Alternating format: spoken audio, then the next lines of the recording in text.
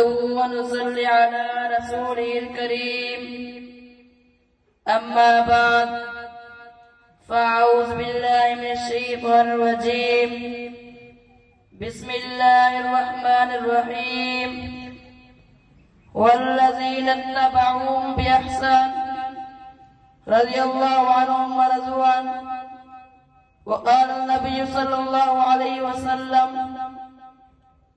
اللهم اجعله هاديا مهديا صدق الله العظيم وصدق رسوله النبي الكريم. میرے بھائی بزرگوں دوستوں اور میرے اساتذہ کرام، السلام علیکم ورحمۃ اللہ وبرکاتہ. آج میں جس موضوع پر بات کرنا چاہتا ہوں وہ ہے حضرت امیر معاویہ رضی اللہ تعالی عنہ. سامعین گرامی، خالق دو جہاں کے پیارے پیغمبر، دونوں عالم کے دل پر، انس و جن کی ہادی و رہبر، ساقی کوثر، شافی معاشر صلی اللہ علیہ وسلم جس صحابی رسول کو یہ دعا دے اللہم اجعلہ ہادیا مہدیا، اس خوش نصیب انسان کو حضرت امیر معاویہ رضی اللہ تعالیٰ عنہ کہتے ہیں.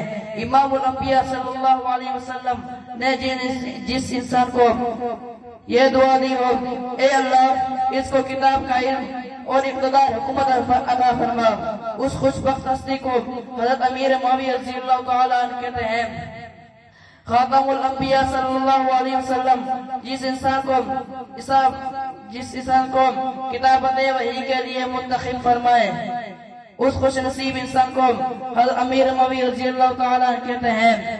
سید الانبیاء صلی اللہ علیہ وسلم جس انسان کو اپنا رازدار بنائے، اس خوش بخت ہستی کو حضرت امیر معاویہ رضی اللہ تعالیٰ کہتے ہیں.